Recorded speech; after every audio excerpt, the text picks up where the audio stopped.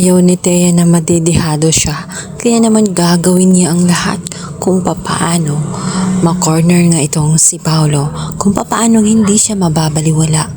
Alam niya na isinusukan na nga siya ni Paolo matapos nang gamitin siya ng isang beses at hindi siya makakapayag na hanggang doon na lamang ang lahat.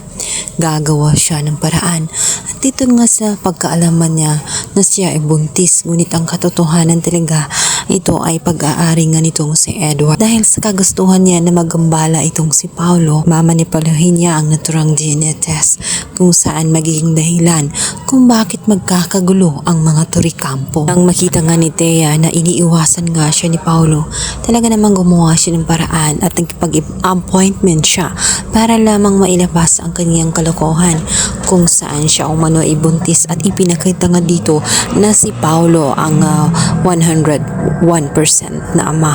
Kaya naman si Paolo ay nabahala. Ayon sa kanya ay hindi ito maaari, hindi dapat makarating kay Marge sapagkat masisira ang lahat ng kanyang pamilya. At yak na ikawawasak ng puso nga nitong si Marge. Kung kailan pa naman ay nagsimula na nga sila dahil na nga ang baby ay nasa loob na ng kanilang bahay.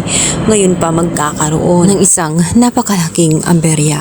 Nakokonsensya na nga siya dahil sa isang beses ay nagtaksil siya dito kay Marge, ngunit hindi pa pala doon nagtatapos sapagkat ang ahas na si Thea ay talagang gagawin ng lahat.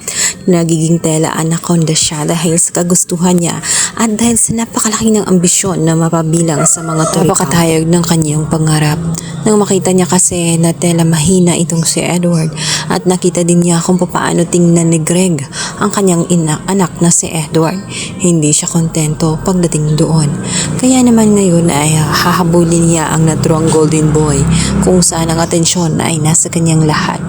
Walang iba kundi itong si Paolo. Kahit si Thea ay tinaboy na, babayaran ito ng malaking halaga. Kapalit noon ay aalis na nga siya sa naturang Toricampo Company bago pa man lumala ang sitwasyon at lumaki ang kanyang tiyan at bago ito makarating kay Edward.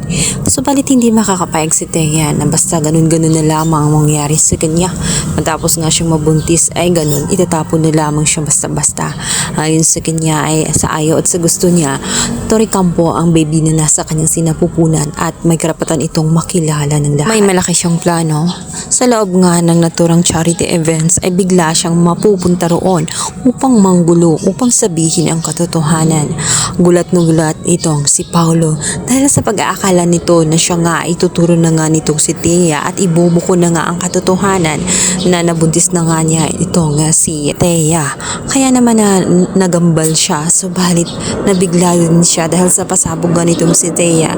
Hindi siya ang itinuro kundi itong si Edward ang malaking kaguluhan sapagkat ito na ang magiging way para tuluyin na nga pakasalan ni Edward itong si Thea dahil sa kagustuhan din ni Thea na tuluyang mapabilang sa mga Toricampo at nararapat umano ang kanyang pwesto.